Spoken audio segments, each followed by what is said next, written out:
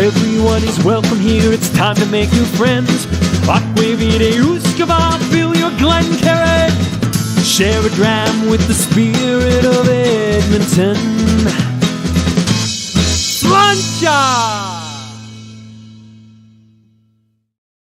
Slancha! And good evening, whiskey brothers, sisters, and friends, and welcome to episode, what is this one? We are on episode 83 of the Canadian Whisky Journey's Whiskey Review, and this is a special one tonight. I am Dolph Shaw. I'm the president of the Alberta Scotch Society. I'm the spirit of Edmonton on all social media, and this gentleman right over here, it's hard because I'm pointing in the wrong way on my thing, is Jordan. And Jordan, Dr. Jordan Ramy, is the CFO, and we've got all of his information on there. The scientist, CFO, owner, distiller at Burwood Distillery. Find him on Facebook at Jordan Ramy. That's it. Jordan, Gordan. And I messed that up so many times when I was typing, trying to get you online. So that's the one, A-N. And you're going to get to this gentleman right here. What we're doing right now is this is edition 1 of the Banff Whiskey Experience 2024. We've got 5 people that are going to come on with us, and I'm just going to show you a little banner in Banff. So this is Banff. This is the master class that this gentleman's going to take part in, and with 4 other distillers. And this is the one that we're doing. It's called Alberta Bond, Part 2, Alberta Craft Distilling Rising Stars. And Jordan is a rising star. So presented by me alongside a handful of selected team Alberta craft stars. So that's what he is. He's a craft distilling star right now. That's what you are, Jordan. How you doing tonight? Oh, I'm doing really well. Thank you so much for having me on tonight. I'm looking forward to it.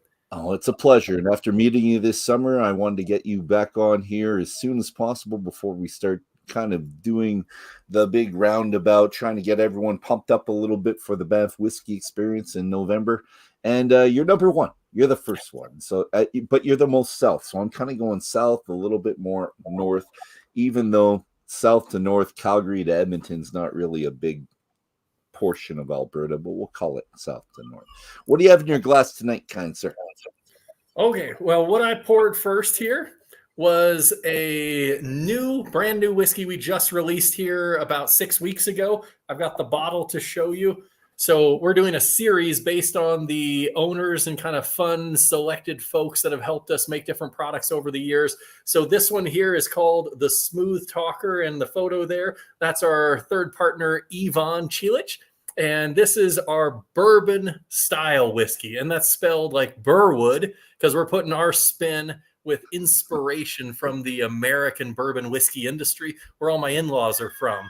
So essentially it's a bourbon style recipe that we do. And then we blend in honey spirits that we essentially distill honey, double pot, and then barrel age it. And that becomes a flavoring component of the overall blend there. And so it has lots of kind of rich traditional bourbon, a lot of that fattiness and sweetness from the corn. But then it has this nice botanical wildflower note from the honey spirit that we blend in there. That's all essentially farmed, raised, and processed here, distilled here, aged here in the province of Alberta. So slancha there. Slancha, and that's a good pour too, buddy. I think I've got an ounce and a bit. I think you're at the 2 ounce pour, so it's a good pour. The whiskey Calgary there. I love it. It's good. And you know what? I'll go to the other 2. So we've got you mentioned the Bee Whisperer, right? So right there, and I don't really have a good picture of Marco, who is the Bee Whisperer, and Ivan. Maybe we could do a close up with your bottle on his. Are the scientist, which I'll try to do. Yeah. So let's here is Marco. He is our resident beekeeper and one of the co-owners. And when we started the distillery here, he had about 50 beehives and said, "What can we do with honey?"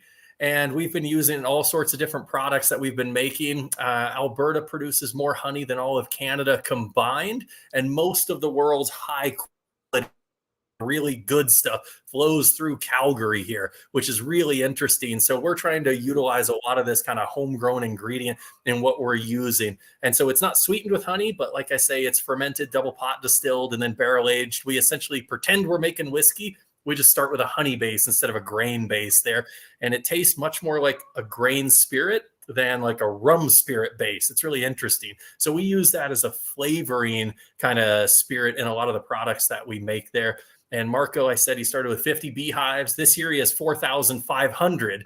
So what started as a few barrels of honey has turned into 250 tons of honey. And so that's a lot of bees he's been getting from 2018 to 2024 here, growing the beehives. That's a great quantity. That's fantastic. And the amount of work that goes in, it's not easy work too. People think you're just spraying it a bit, you're checking on it. He needs people working with him to do that. Does he have a team that he's brought up from anywhere? Does he have family that's helping him out? Because that's a lot. Yeah. Well, so originally it was his dad's business and then his dad's business before him. And so he's a seventh generation now. They came over from Croatia there when there was the war in the 90s. They immigrated over to Canada. And so his dad always joked that he was the biggest employer in all of Alberta because of all of the bees were his employees. Perfect. And so since Marco's taken over the business and been growing it from kind of a farmer shop stall business into kind of like a multinational export business, of which we use quite a bit of the honey he produces, he actually brings up a family that's dual citizens. They're in Canada and Nicaragua, and it's 11 Nicaraguan brothers who all are trained as beekeepers. And every year they start in California. Then they meet Marco in British Columbia. They move the bees through British Columbia, through Alberta. They leave a segment of them here in Alberta and move the rest of them to Manitoba. And then they now do all their processing in Manitoba because he got a bigger plant this year because it's too big for the barn now. So he had to get some real equipment now. So he's navigating the bees. That's kind of cool. I love that. And you know what? Let's go back to that whiskey. Let's get a picture of it as well. So for the whiskey that you have right now, the Bee Whisperer essentially is the base of that whiskey. And so it makes it sound like you're distilling like a lot of larger Canadian distilleries as opposed to the craft where it's batch. You're doing it differently. Well, we do all batch distillation, but we do very much the Canadian method of we do 100% of one thing at a time. So we'll do all honey or all barley or so on and so forth. And so we do that. We put those individually in the barrels. And then when we come out with different varieties of whiskey, we're hand selecting all the different barrels and deciding what components and proportions we want to blend everything in. So we know that honey provides a little bit of sweetness and botanical note. The corn gives us more kind of like fatty sweetness. The rye gives us that spiciness. And so we're kind of picking and choosing. And I love a corn whiskey. I love the honey spirit just because it's so unique. But I was originally trained as a brewer, so I just love making beer at the same time. So I love single malts. And so it kind of lets us be really creative there with our barrel program. So who's developing into the master blender there then? Oh, we try to do things as a team. We're very communal like that. And so typically what we do is we always start with, what do we want to be in the glass? We say what color, what flavor, what aromatics, and we essentially write out what we call a true to brand sheet. And so what that is we really try to hand describe what the whiskey is going to taste like. And then we go to our stock and look at what we have available to try to craft that product. And so we usually don't start with, oh, here's my cat joining in. She always has to be in the spotlight here. So this is Astrid. She's kind of my parrot here that sits on my shoulder and helps out whenever the camera's on. Looking good, Astrid. But like I was saying, what we really try to do is we describe exactly what we want to make, and then we go to our store and we decide how we're going to craft that product. We have a good idea of what's in the storehouse, but we've also brought in barrels from other distilleries around the world to add flavor components and blends. Like we're working with some peated barrels now, and I brought in a little bit of peated base that we're going to use as a little bit of a smoky spice for a seasonal whiskey that I want to release. So I'm not sure if we want to go down the whole smoked road. So this is our way of kind of playing in that. And like I say, I love collaborating with other craft distilleries. And so we're buddies with folks kind of all over the world. We'll swap barrels around with each other and kind of come up with fun things. Nice. And let's bring it back. I should make this more organized because every time you talk, I start thinking about different questions I want to ask. but let's be as organized and as linear as we can. So let's talk about your past. And let's talk about the development and how you bought this, where you're incorporating 2016, started distilling 2017, but you weren't where you are now. So if we could start the story, who decides in 2016 started Distillery? Is it you? And are you still in the brewing program at that point in time? Yeah. So I always tell people I have a little bit of a non-traditional journey. I was a history undergraduate major. My dad said, "What are you going to do with that?" And I said, "I'm going to be on the History Channel." And he said, "Sure you are, buddy." So at the end of undergraduate, I just kept taking class and was way ahead because I just had an agreement that if I was full-time student, I didn't have to have a job because I had enough money saved away and went to state school, and it's pretty affordable. I grew up in Oklahoma there. And so I just kept taking classes because I thought, well, you always can invest in yourself. It's an investment that you'll always reap rewards on. So then I panicked when I had to graduate and said, I don't know what to do. So I went to my advisor and said, what do I do? I have no jobs. I don't know what I'm doing. And they said, tell you what, you can stay here in school and we'll pay you to do it. And I said, tell me more. They said, have you heard about graduate school? You'd be perfect for biomedical sciences. I said, well, I'm a history major. I have like 2 science classes. And they were like, well, you took them and you really liked them. And I was like, okay. And they're like, you got a semester, do all these classes and you'll get a minor in biology. And I said, great. So I did that. I applied to graduate school and I ended up getting in under a biomedical science program at a medical school in Oklahoma at University of Oklahoma Medical School there. So I went there. Microbiology, right? Microbiology and genetics, I think. Microbiology, immunology, and molecular genetics. Okay. I spent 2 years there and then ended up moving to Los Angeles and did the remainder of my career working on anthrax as a cancer therapeutic, both identification and targeted drug delivery agent. And everyone says, what? I go, me too, buddy. I was a history major and somehow I'm an anthrax researcher now. And so but you play it down a little bit. I thought when you told me that the first time, I'm going, that is fantastic. That's a mouthful, and that'll carry a conversation for a while. But you downplayed it, and it's like, no, I'm in a lab. I'm not having very much fun. But I think it was fun. It must have been fun and had its really good moments for you. Oh, for sure. Right. So what I used to do is I would grow up liters and liters and liters of E. coli, and I would use it to purify proteins and do all sorts of laboratory experiments. And so as I was coming to the end of my graduate career, everyone said, well, what are you going to do now? And I was like, again, I got no idea, but I have to graduate again. And so like anybody, now I'm reaching my 30s and still don't know what I'm doing with my life. So my wife got headhunted for a job here in Alberta. We moved here and lo and behold, apparently I'm Canadian. So I did all my paperwork, found out I was actually Canadian through my mom and her whole side of the family because we'd grown up in the US. So I got my citizenship. But in the meantime, I started working at a homebrew shop. And I was like, well, I know microbiology. I'll teach people how to grow yeast and ferment beer and wine. How hard could it be? And so after a year of that, my wife said, you need to get a real job because you're working for homebrew supplies. And I say, well, if I make beer, I don't have to buy beer. And so it's worth this much money. So that's what they're paying me. And she said, it doesn't work exactly like that. So essentially, the position at Olds College in the brewmaster program came up. And I said, well, I'm a microbiologist. I've been training people in basic microbiological techniques and chemistry for a number of years now. And I already know how to make beer. I've been consulting with breweries down in the Calgary area, helping them with their micro and quality assessment programs. Yep. And so it was just kind of a natural fit. I ended up winning that position and started the brewing chemistry, brewing microbiology, and then the practical brewing classes there at Olds College in 2013. Okay, so now we're at 2013. We're 11 years ago. Yeah. So as we say, you kind of fall into profession. So I love beer. I love making beer. You know, I was right at the forefront of the craft beer revolution there. I remember where I was when AGLC lifted their minimum production requirements. And I was in steam training in Banff to learn how to work on low pressure boiler systems in breweries. Okay. And everybody's phones started going off. And the lecturer finally is like, what is going on? And somebody stood up and goes, minimum restrictions have been lifted. Everyone can start a brewery in Alberta. I have to go make some phone calls. And I was like, oh my gosh, because we've been operating at the college in a legal brewery. So we did not meet government requirements, and the government kept saying, don't worry, don't worry. And we were like, we're very worried. We're a public institution and we're breaking the law. And they knew transition was coming the first few months after we opened. So they let us open, but we didn't know that. So essentially we said, amazing, like the floodgates are open.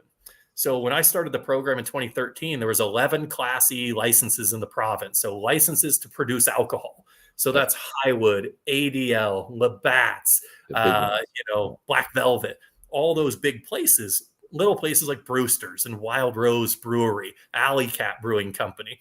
So it was just a handful, and we could probably name all of them here. And so between 2013 and today, now there's over 200 producers in the province. So I just got in at a really lucky time where suddenly it was just a renaissance of craft beverage. There were craft breweries popping up, craft distilleries like Eau Claire and Park that were really right from day one there. And so, like I say, being in the brewing program, I was always really passionate about spirits, but I didn't think we'd ever be able to operate a small distillery here in the province. And I remember vividly at a student one day, he didn't do so well on an exam, and I was kind of helping him with his answers. And he's like, who are you to tell me how to run a brewery when you've never owned one or run one? And I was like, well, I've worked and I've consulted and I've done all these things, but you're right. Like I've never made the business plan, started it up, laid the foundation, built everything. I've been more on the consulting side of things. So I said, he's got a point, like I'm book smart, but at the same time, like I haven't really gotten my hands terribly dirty. Sounds like a double dog dare you. I dare you. I double dog dare you to open. He's a good buddy of mine now. Okay, and after he graduated, he said he looked back and he goes, you were the hardest teacher on me the whole time. And I thought you were just trying to rake me over the coals. And he goes, I never learned like I did in your classes. And he goes, I don't regret a minute of it. Good. It's really good. I thought you didn't like me. So it worked out. And they're working at Victoria, Caledonia now out in the island there. So they're running a bigger operation now than I am. So they're doing quite well for themselves. They are. And he's into the almost Scotch-like stuff, and that's their aim really there. So they're trying to get as close as possible, and they've been doing all right. I've been enjoying their stuff. Does he send you samples? Do you talk a lot and send stuff back and forth at all? We touch base every so often. I try to get out to the island, and I always try to visit everybody. So always fun.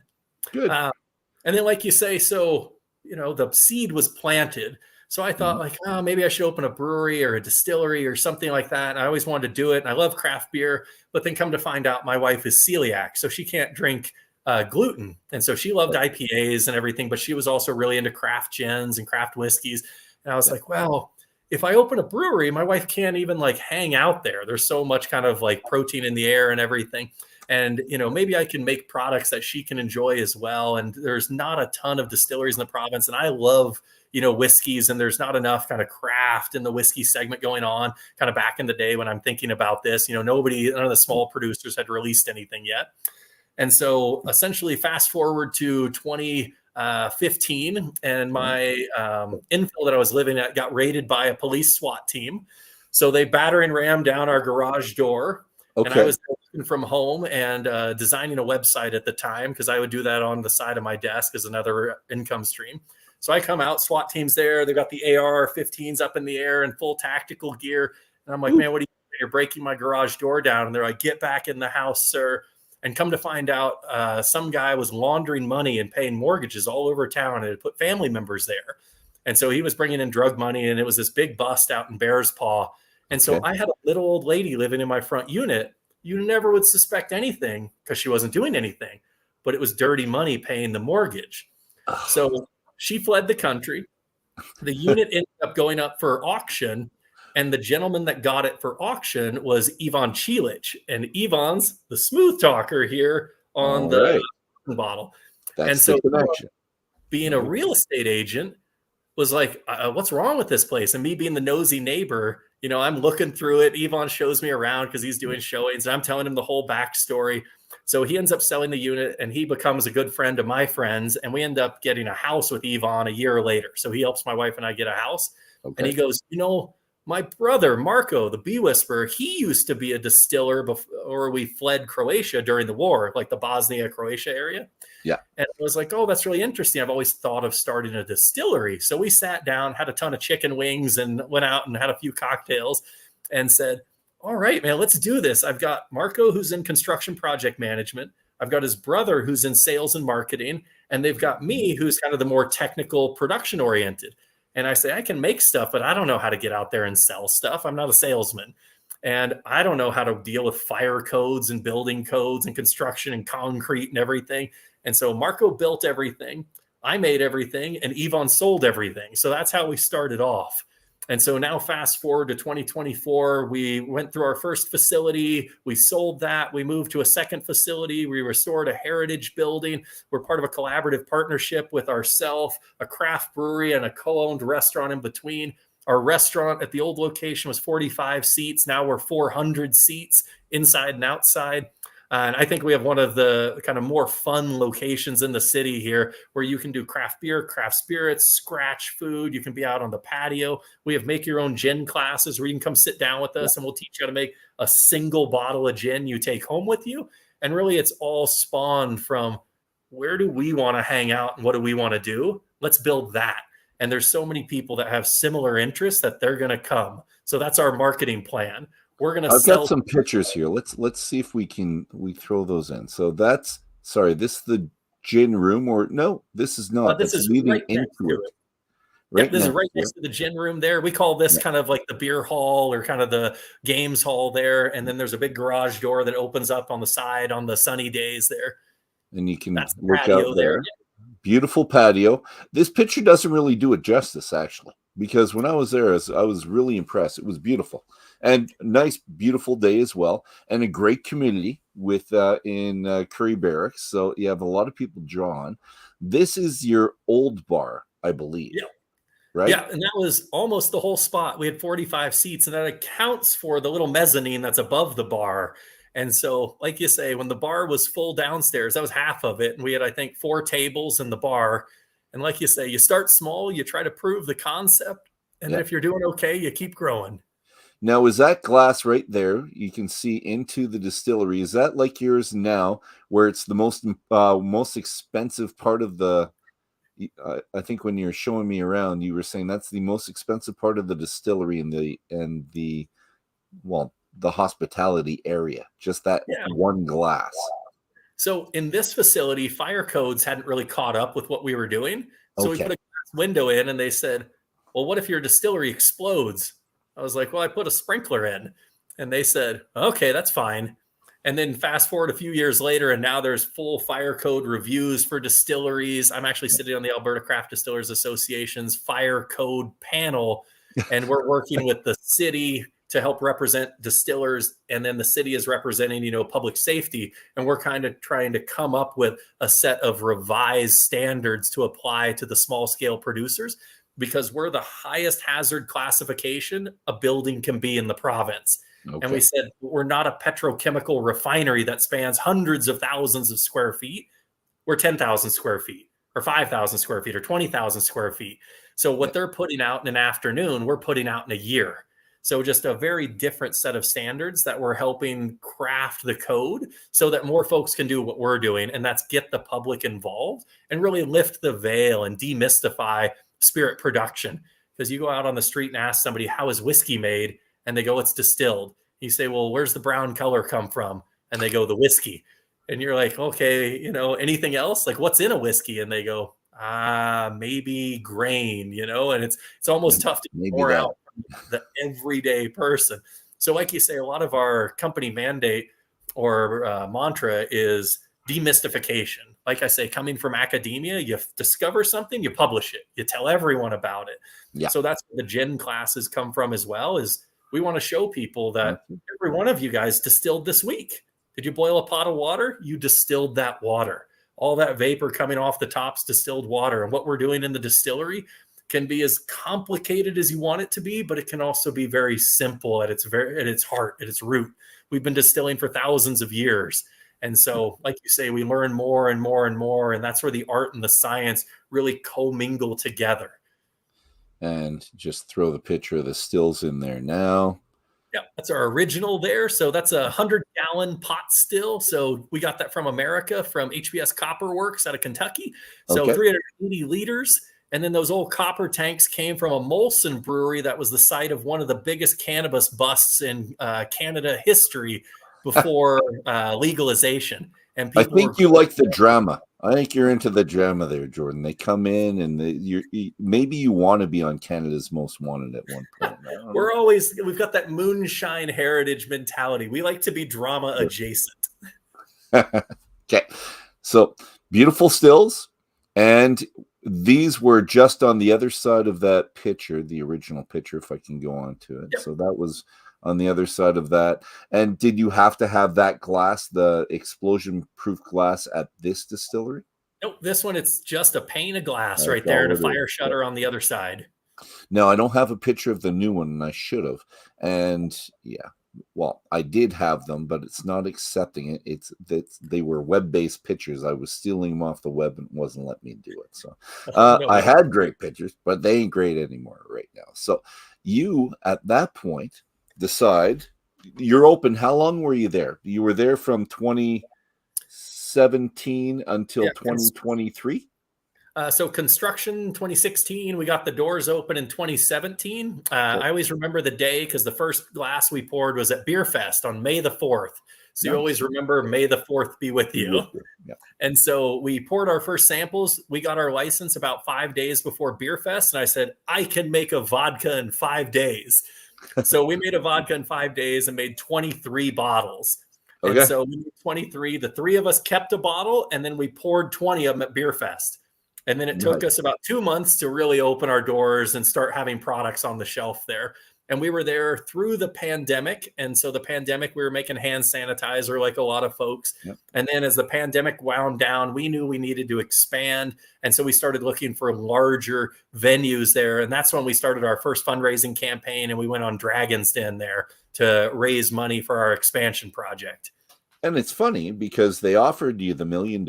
You guys accepted it. And then the lawyers got in and helped you out and decided. Tell me how that decision went, because you're looking at the $1 million. And what do the lawyers tell you that changes your mind to think that I'm going to crowdfund this instead? And you end up with 179 investors with the crowdfunding. But I want to know that moment. I'm trying to pick that moment out when you decided, no, let's do crowdfunding and not take the $1 million, which would have not been easy to do.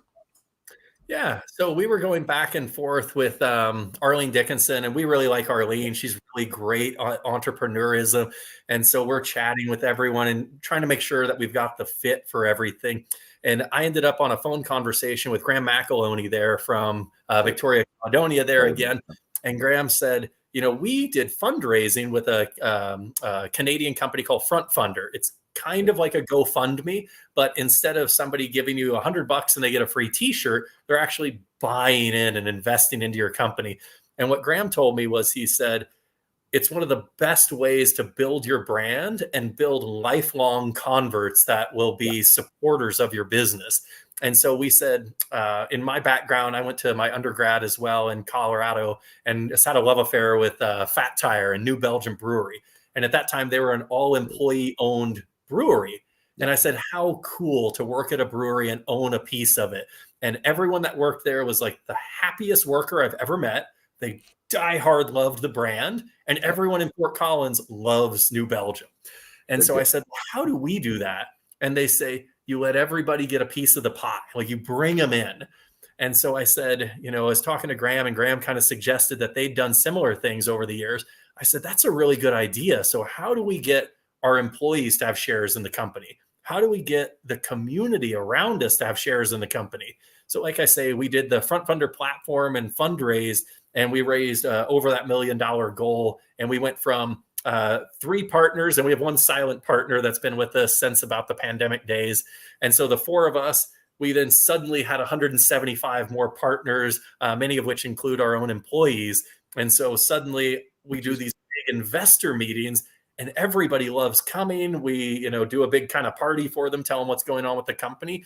But all of them go back out into the community, and they're our advocates. They come and they drink with us, but they also promote the brand out in the community. And so I say, the more the better Burwood does, the better our community does.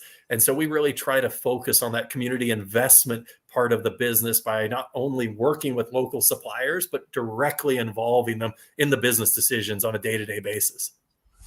And let's get a picture. Who are these gentlemen? Let's do that. That's a little while ago, I think, eh? Oh, yeah. That's myself there on the left. I got a hat on. I hadn't lost all my hair yet then. So, and then Marco Cilic there in the middle. He's the older brother there and the beekeeper. And then his brother Ivan Cilic. That's back when he was rocking the man bun. So that's us in our very first year there at Burwood Distillery. And our products there, we had a honey liqueur, we had a vodka, a honey vodka, and then we were just starting to barrel age a little bit of honey spirit, had some tasters of it. And so, but back before we even had a gin, I think. Well, y'all look pretty happy to be there. You're doing well. You've progressed. You did the crowdsourcing. It's off the ground.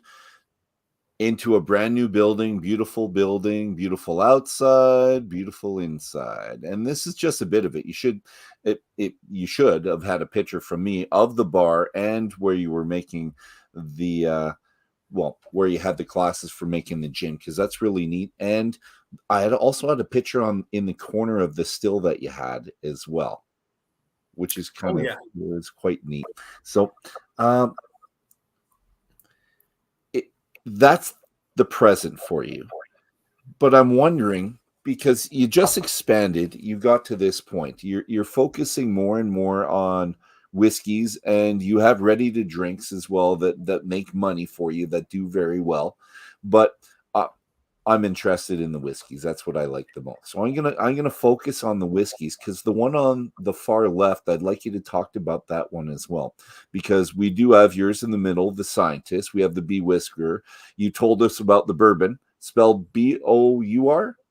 It's spelled B-U-R, like Burwood, and then we do a dash and a bond, so it's almost spelling bourbon. So we'll see if the government comes after us, but no, you'll be fine. Been on a bourbon, so you're fine. Everyone's fine. We always push things as far as we can, but I'll have you talk about that as I keep this on there. Or do you have a bottle in front of you of the limited edition? I don't have an MVO. There's probably one in my locked cabinet, but I need a special screwdriver because I broke the lock. So. Well, I'm going to have this. You can talk about it through it. And everyone's looking at the one on the far left. And tell us why that one's so special. I love the story with it. Yeah, so it's called our MVO special. And so the MVO stands for Michael Van Ootkem. So Michael was a really good friend and kind of confidant to one of our investors there, who comes and hangs out with us all the time and has become a really good friend of ours as well. And unfortunately, Michael here passed away in Calgary. He was actually struck by a sea train a number of years ago and passed away.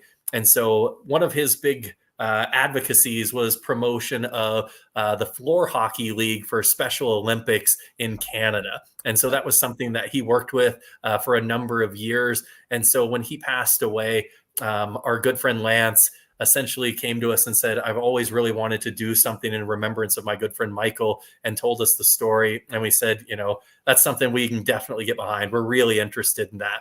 So, working together with our staff and then Lance as well, and tasting the whiskey, we made, that's the most traditional Canadian whiskey we've ever done. So we did 500 bottles of that. And we priced that at, you see $64 there on the shelf. We were donating $27. That's the number 27 on the bottle out of every one of those bottles to Special Olympics here for the floor hockey program, where they were competing in February of this year.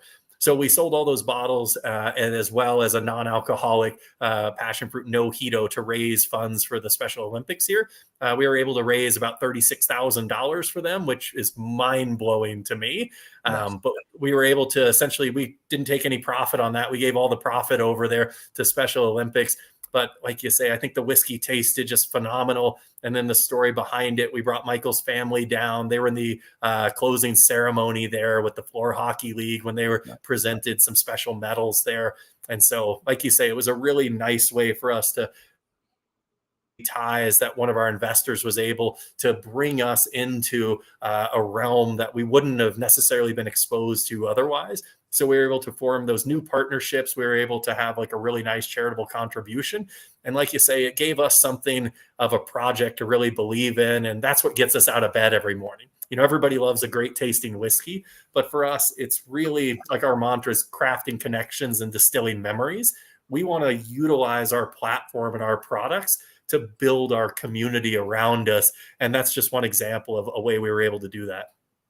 And it's a great story, and I love that. Can we develop on that just a little bit? So the connections, because when I'm there, and when I was there in the summer visiting you, and it was, I think, July.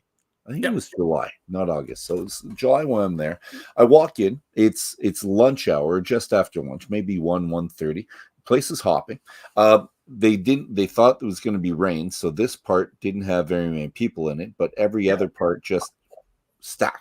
Tons of people in there, and all friends coming together and big hugs with everybody. It's a very jovial, very nice, beautiful atmosphere. I liked it.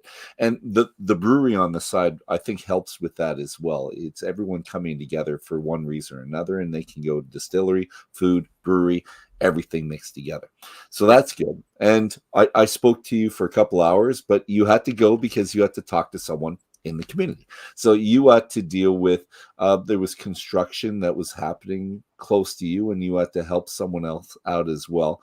And at that point, Eric Gillespie helped me out and got these for me. And we're going to talk about this in a second, but talk more about the community and your involvement. Maybe that was the broader community. How about in Curry Barracks itself, like the smaller kind of micro community that you're in there?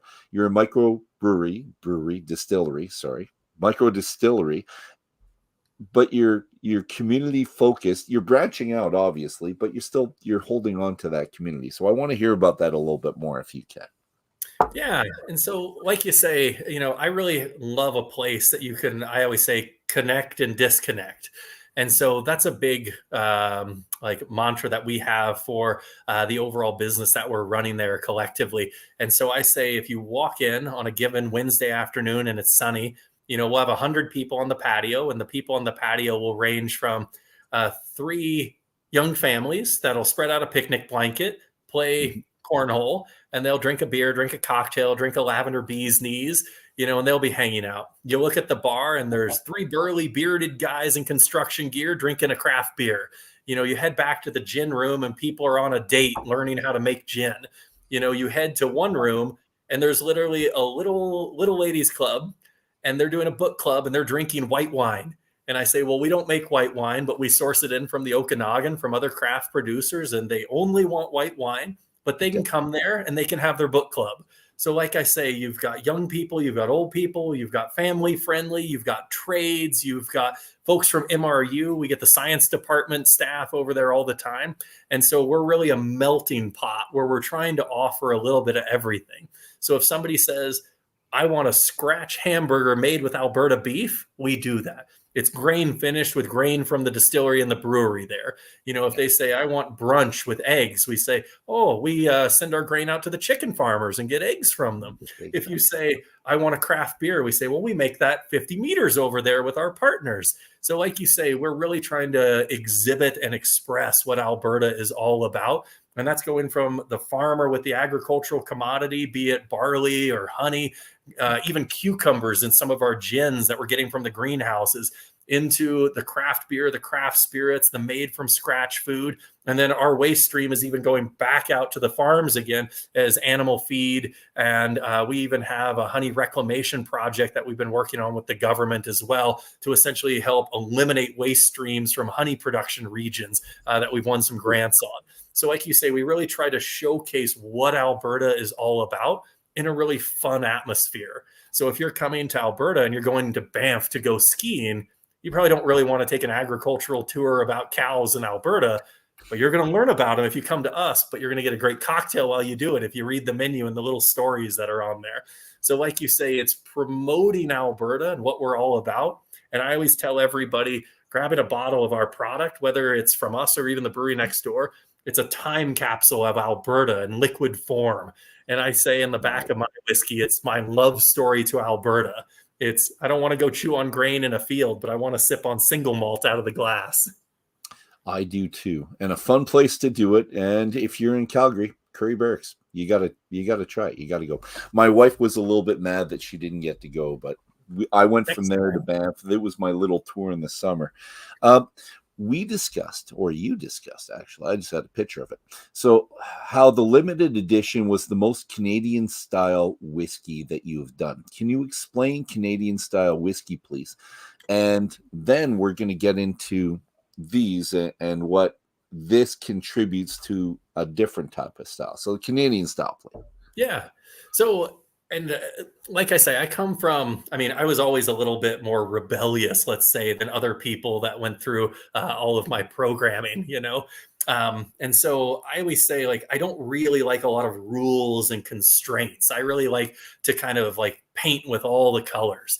And so when I say it's the most traditional Canadian style whiskey, it's made very traditionally, like you would make something like, a product from Hiram Walker, or ADL, or from Highwood, something that's iconically Canadian as a Canadian style rye whiskey. Yeah. And so for sure, that's something that a lot of folks are looking for. But I say that there's so many great producers out there already making that.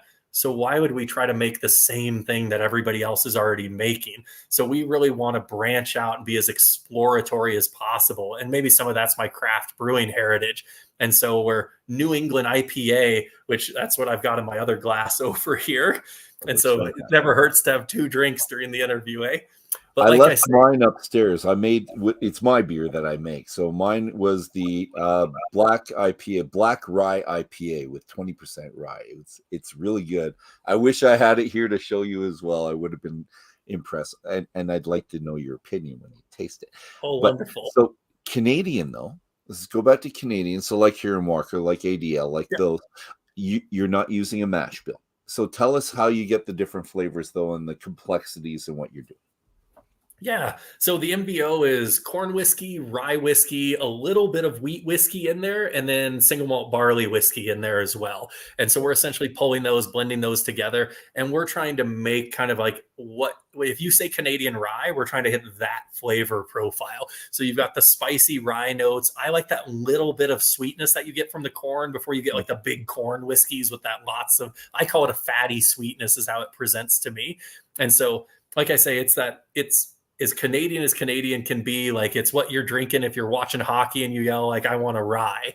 And so that's, as we were sitting around the table and coming up with the flavor profile for that, that's really what we kept saying is, if somebody comes to Canada and says, I want these are the flavors of a Canadian rye. And that's always, like I say, kind of been one of those funny things to me when you read the legislation where it says has rye whiskey character, but doesn't have to contain rye whiskey. Yeah. You're like, well, what does that mean? 0%. Like, no. And so, like you say, for me, that's weird. And for the distilleries, the government puts you in a box and they say, to be rye whiskey, here's your definition. To be bourbon whiskey, here's your exact definition. And like you say, to be a black rye IPA with oat malts and kumquats thrown in it, the government says, oh, that's beer. And you're like, what beer can be anything then, like anything that has grain. And we say, well, can I have 30% fruit juice in it? And they go, maybe, yes. And so, like you say, that's kind of the approach we take with a lot of our spirits is we say, how do we craft a spirit that's both recognizable and unique at the same time? So that's kind of that like vision we come to the table with, hence like our use of a lot of the honey spirits in our products there. So like I say, we're years in and we released this product just coming into the winter of 2024. I said, hey, we're trying to do a traditional Canadian rye, because the joke was always, oh, we're a Canadian distillery, but we don't make whiskey. We're a whiskey distillery in Canada, but we don't make Canadian whiskey. And everyone says, what do you make? I go, oh, we make whiskey. And they go, but you don't make Canadian whiskey, but you're Canadian. And I say, but we don't make Canadian whiskey. And then, like you say, it's kind of a fun jumping off story for them. And we try to be very full disclosure, full transparency on the back of our bottles and list our ingredients in there, which I always love to see. And so if there's wheat in there, we want to say there's wheat in there. If there's honey spirit in there, we like to say there's honey spirit. So one of our fun jokes is we won best rye whiskey in Canada at a Alberta competition Nice. for 100% honey spirit. And I was like, how do we win that? There's zero rye in it. It doesn't even say whiskey on the bottle. It says barrel-aged honey spirit. And so they did a retraction for us, and then we won best honey spirit. And we're like, I don't even know what that is. And so, like you say, it's funny, you buy some Canadian whiskeys and they'll be 100% corn. And you're like, well, that's 100% corn. How's that Canadian whiskey? They say it tastes like Canadian whiskey. I say, you're not wrong. So, like I say, it's this whole like lifting the veil that we're really trying to promote. And that's where we're doing a lot of these barrel blending classes, mixology classes, distilling classes. We want people to come in and learn about it, because 15 years ago, I could tell you the basics. Now I'll talk your ear off if you want me to. And I think that's where a lot of people are. They want to have an experience when they go out. So even if it's having an old fashioned at the bar and the bartender is explaining how it's a little bit different, how the craft spirit industry is emerging and developing. We're doing the same thing the brewers did 20 years ago. We're finding our foothold and our voice in the industry. And I tell everyone, Canada is the second largest country on earth by landmass, and we have one style. How many styles does Scotland have? How are we the grain growing region and we don't have more styles? Yeah. And we talked about that a lot. And what makes Canadian whiskey, and you were able, I think you had it memorized as well, what we said. And we are so much more than that. We are. And we're not dissing rye. Everyone on here knows I'm a rye lover. I love my rye. I love 100% rye. I love even brewing with rye, no matter how hard it is, because I don't have enzymes when I'm using rye. It gets very sticky and hard, but I love it. Oh, and by the way, if you might not be old enough for this, but it's an ALCB kind of glass. So this happened where they could only actually pour from this type of glass at one point in time in Alberta. Oh, wow. This is way before you, time. Although you're Canadian, so you have to know this now. It's part of it. Yeah, it's wild to see some of the legislation that still persists today. And like you say, growing up in the US, it's like every state is different. It's like alcohol laws are wild around the world. Yes. And you've got to adapt. Wherever you land, with your wife bringing you, wherever you land, you've adapted. You've done well. So you're good. You'll be fine. You can go back to the States and make tons of money too. You'll be good. Don't do it. Stay here. Well, my wife says background. Let's go back to no, I'm going to go back to this. So I'm going to show you these, and I don't know if you recognize. Well, might recognize Eric's handwriting, which is still better than mine. And so this is a 3.5 single malt, 3.5-year-old, 68% single malt, and in a bourbon cask. I don't know what the bourbon cask was, but I've been enjoying it.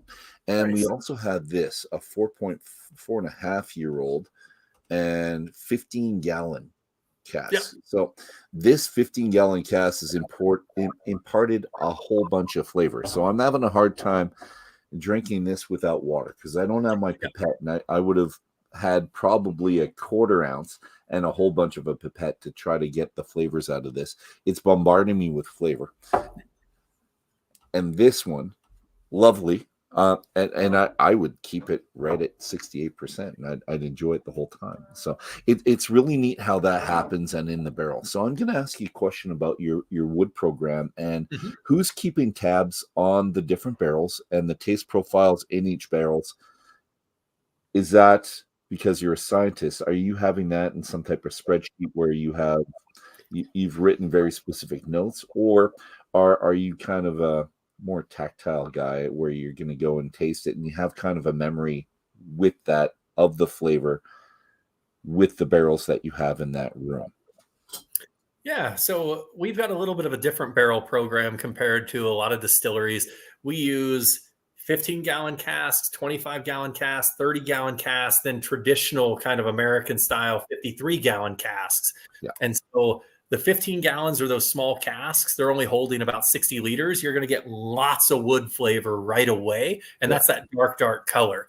And those bigger casks, you're going to get less wood flavor. We're almost exclusively using bourbon casks from the US.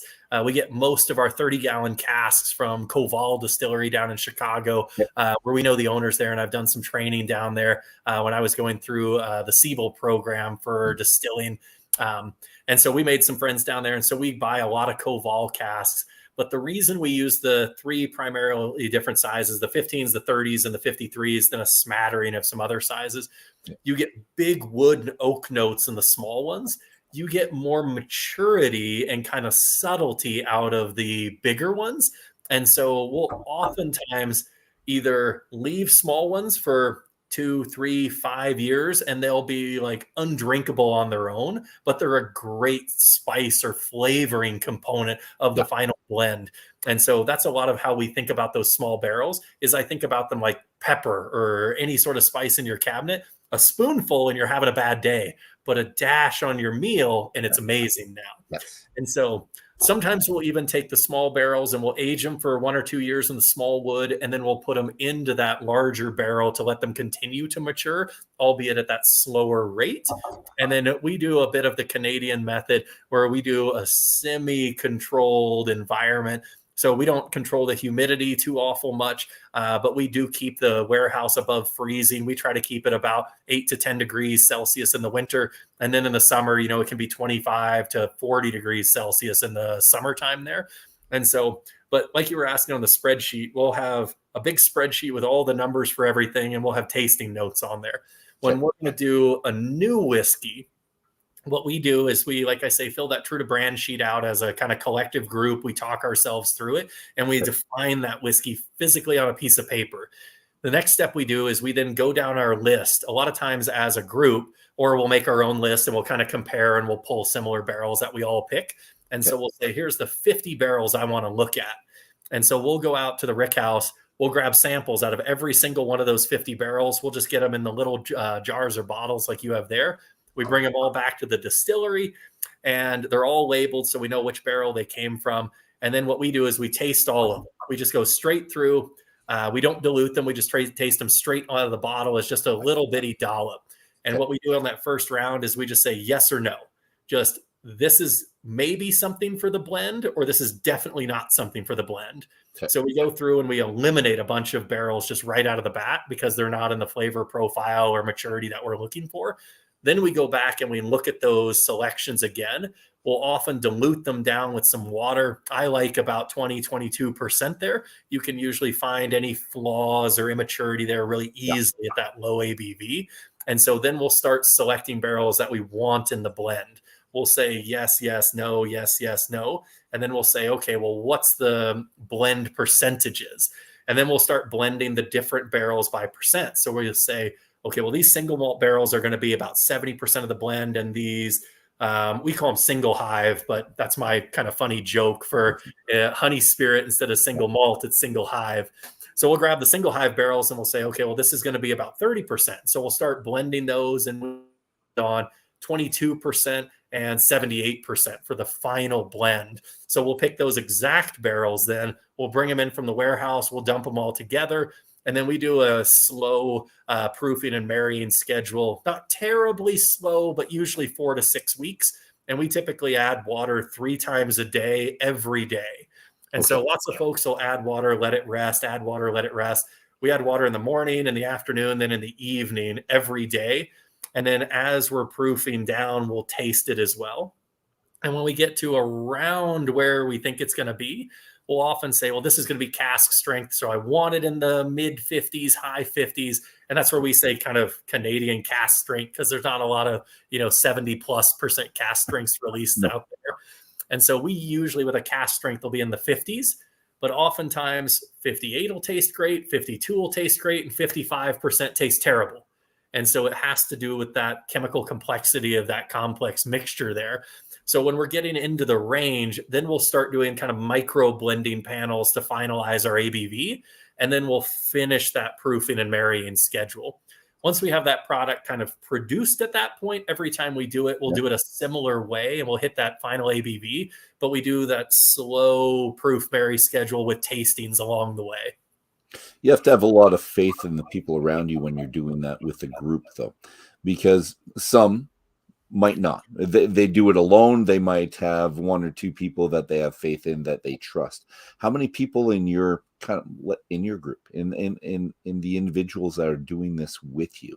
Let's say you're not training at the time, and it's just the base group. How many in that base group? So for statistical significance, we always say kind of minimum of 7. But with that being said, like it's oftentimes hard to get 7 people together. So typically it's myself and the 2 main distillers that we have. We have a new junior distiller that's kind of graduating here this week into a bigger role. So he's becoming a little bit bigger part of the tasting panel. And then Corey Gadet, our head of sales, has also got a really good palate. So we bring him in not for every one, but we bring him in for some of the bigger ones and get his feedback as well, which he's got 20 years of industry experience. So he's got a really good palate. And then we'll even go grab the brewers next door sometimes because they're formally trained in sensory science as well. So we can throw them right onto the panel and they've got really good palates as well. And then, like I say, we'll sometimes steal the bartenders or even some of the servers from the restaurant. But for the majority of the work, it's myself and our 2 main distillers there are kind of doing the lion's gate of the lifting there. And then we try to involve as many people as possible. And like you say, everybody's palate is a little bit unique. And that's something I learned from teaching sensory science at the college level for 10 years in beer and spirits is give 30 people something and 1 or 2 people are going to tell you something totally off the wall that they can sense that everybody else can't. And so Don't ignore that. So one of our iconic tests that we always do for sensory training is we give a sample and then that identical sample with an individual chemical compound added to that, like acetaldehyde, which is the precursor to ethanol and tastes like a sour green apple. Okay. And for me, acetaldehyde is gross. I absolutely hate it. It tastes like sour green apple. But really, it tastes like hangover breath to me. Ooh. And so I just can't stand it. I hate acetaldehyde. That's actually how we make our cuts for our heads because that's where your acetaldehyde comes off in the distillation. And I'm like, buddy, I can smell this from 2 rooms away. Yeah. But all other people that they're like, oh, it tastes like apples. I love this. Yeah. And so, like you say, what I don't like doesn't necessarily mean other people don't like it. So getting that variety of feedback from a larger panel, a lot of times will showcase something that we might not notice. And then we're 3 guys. And so we always say, well, we're 3 guys, we're making whiskeys, but we make gins. And oftentimes women buy more gins than men. And, it's not always 100% of the case, but men tend to buy more whiskey, women tend to buy more gin. And if I'm trying to make a flavor profile for a predominantly female audience and we don't ask any women, well, what are we doing? So we try to go out there and hit our target market and get that feedback as best we can. And like you say, same thing. We want women to drink our whiskey. So we want that feedback from them as well. So we go young people, old people, women, men, everything. And so we want to solicit that feedback and then take that back and help us make as informed of a decision as possible. So we're putting a product out that we're really proud of and people actually want to buy. Good. And it's good to get that wide spectrum. And when I'm doing whiskey tastings and preparing for tastings, my wife has a role to play. She doesn't like it as much because I put her on the spot with people, but she does. And when we're dealing with whiskeys and we're at distillery, she's very good at picking out the tails and who's going to maybe in her opinion, and usually mine, a little bit too far in the details. And it's, they want more flavor, they want a specific flavor, or they want to get more peat out of the whiskey. Same thing. They're going a little bit too far into the tails, and she's just well adapted to that. She can taste that. There's certain flavors that come out for me, and I don't know the technical term, but it's a banana. If I can taste banana, it comes out. And if there's, I don't know, ammonia or the match kind of, it's not repulsive to me like the apples for you.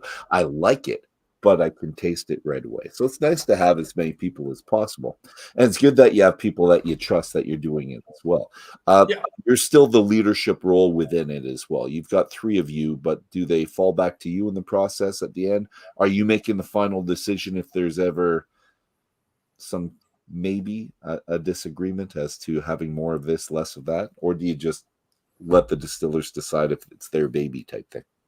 It depends a little bit. I mean, at the end of the day, it's kind of my head to hang if a product, isn't good and goes out the door. But with that being said, we want to have a product that everyone agrees is a great product. So, I mean, we're never going to release a whiskey that 2 of us think's amazing and one's like, guys, this is bad, And so, because if they do taste something that I might just be anosmic to, it might be 20% of the population that tastes that. So we want to solicit that back. So like when we did the honey spiced rum, Mark, our distiller there, is a proud Newfie. And so he loves Good. spiced rum. And so that was really his baby. So we let him lead the charge with that. And then we gave him all the feedback. But ultimately, like you say, we were all super happy with where the flavor profile ended up. But he was the spearhead of that project for sure. And so, like you say, at the end of the day, we're all signing off that we're proud of this. And it doesn't go out the door if we can't all be proud of it. Nice. I like that. I like the communal support. I like people helping each other. I like people being better than themselves individually.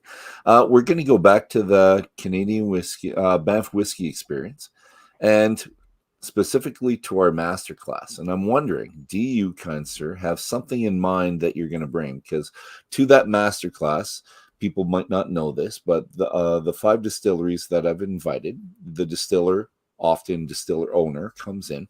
They describe something unique about their distillery. They have 5-10 minutes to do that. But what I really want them to do is bring to us a non-chill filter, no color added, cask strength from the barrel whiskey that they found something very unique.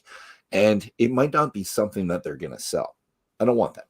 Well, yes, if it works, but I want something just so terribly unique that we give the 40 people that are sitting out there watching it that day.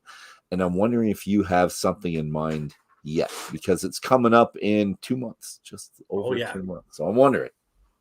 Yeah, we're really excited about that. I'm actually headed out tomorrow to pull some barrel samples because we put some weird things away that there's no plan for. And we just think are maybe going to be cool. So I'll give you a little bit of a teaser. We've got 2 different sherry barrels that we've been aging and finishing in. I think they're coming up on 5 or 6 years now. I have to look at the exact date. So I've got 2 different sherry barrels. I have a from Scotland peat smoked barrel in small wood that we're doing a finishing in. I have a millet cask whiskey finished. And I've got an oat cask whiskey finish as well. And we got those from our partners down at the Koval Distillery, who do a millet whiskey and an oat whiskey. And if you've never tried a millet whiskey before, it's wild. It has this rich sweetness, like a corn whiskey out of the US, like a rich corn bourbon. And so it's one of my favorite. Nobody knows about it, but it's just so iconically interesting. So we're pulling. I tried my first one this year. My first millet whiskey, and my wife's going to help me with the distiller's name, if you remember. Well, what'd you think about it? Pivot? No. We liked it. He had Svelte. No, I'm thinking Spelt. I'm sorry. And that was the first time. Svelte. Okay. I'm going to erase what I just said. Go back. And back to you. Okay. So those are our teasers. We're going to taste them, and we're going to figure out which one we want everyone else to taste, because the sherry whiskey's good. Like, I like it. It's a sherry cask finish, but there's a lot of sherry cask finish whiskeys that are out there. So if we get something a little bit funky, fun, unique that people have never tasted, like, I want to pull one of those out. Good. And the audience generally has other distillers out there, like people that have been around and they want neat things too. So you're going to get great questions. They're going to appreciate your whiskey, and so am I. But just keep that in mind. Also, prior to that, we're going to have a social hour on the Friday. Hopefully you can make it. I'll talk to you about that before. And for the social hour, I'm having the distillers bring a bottle of something that they're really proud of, or something that's really funky and odd that they want other distillers just to try. So that's the icebreaker. You're walking around with a bottle of whiskey that everyone will have a glass and a bottle of whiskey and try it. So that's easy to make friends that way. I think so.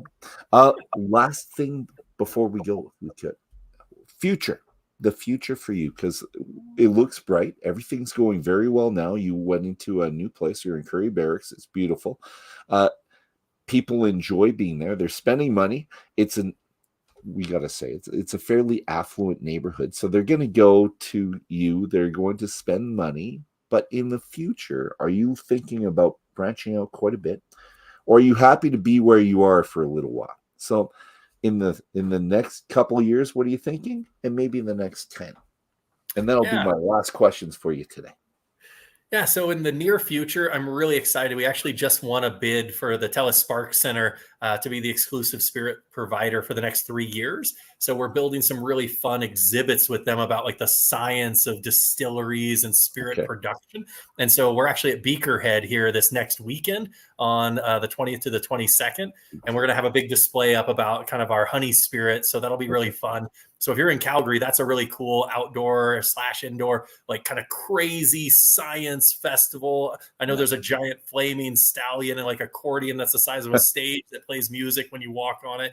And so it's kind of like it's kid friendly, family friendly, but it's also all ages. So there's we partner with Toolshed Brewery and Cold Garden Brewery for that. So again, more kind of collaborative partnerships here in the city. So that I'm really excited to do more of those projects here in the city and really kind of engage more with the community as we expand outside the Curry neighborhood. And then long-term plans, we're just now starting to expand in other provinces. So we've got some product that's gone to Manitoba, Saskatchewan now. And we just started with a new distributor company. So we're looking to get into the BC and Ontario region. But we'll almost certainly be in the U.S. next year. That's, again, where I'm from originally. And all my in-laws and family lives down there. So we're looking at the Midwest in the U.S. as well. And then I've got a hopefully almost done deal with Southern China, where we'll be exporting specifically the Bee Whisperer, because it's a really unique Canadian product into the South Chinese market there. And we've gone back and forth to China, and it blew my mind. Like, I'd never been to Asia before. You know, I've been to Europe and Africa and different places, but man, if you've never been to Asia, it is eye-opening. So I'm super excited, and they're crazy interested specifically in Canadian whiskeys. So it's like they're super passionate about it. They know tons about it. And it's like they're sharing our passion, and it's not really there yet. And so there's this huge hunger for it. And so we're really excited to essentially do more in the Asian market there. So that's kind of more in the, next years to come. But I'm really excited to kind of push the boundaries of where we are. And I always tell everyone, my goal is to be at any airport in the world and be able to get a glass of Burwood there. So maybe someday pie in the sky. But like I say, we always want to stay true to our roots. And like, we're an Alberta company, my mom and her whole family's from Alberta. And it's like, we really want to stay engaged. And we always say, we want to take care of our own backyard. We want to take care of Alberta and continue to tell this story of Alberta agriculture, continue working with other small producers here in the province, whether they be distilleries, breweries, cideries, meaderies, and just really grow this beverage industry here. We grow so much grain here in the province. It's crazy we're not globally known as a whiskey production region. And that's really what we want to help be a part of, is grow the industry here. So people from Scotland are coming over here being like, we want to know what you guys are doing. What is this? What are you guys doing there in Alberta? And we've been able to do that with beer, I think. And that's really, I think, the next step is to get those brown spirits, those whiskeys in front of that global market and get people traveling here to see what we're all about. The Whiskey Trail, the Alberta Whiskey Trail, and it's our region, and it's perfect. And we'll go there. We'll send them to a couple maltsters, and we'll take our time around. All right, we're wrapping it up. Whiskey brothers, sisters, and friends, thank you for joining us tonight. Thank you, and thank you, because in the future, people will watch this more in the future than now. Thank you, Jordan, for Burwood, for a fantastic. So I'm trying to point in the right spot, Jordan, for a fantastic night. Informative, fun, and I can't wait to see it, the Banff Whiskey Experience. And Slancha. À bientôt, tout le monde. See you later. Slancha. Cheers.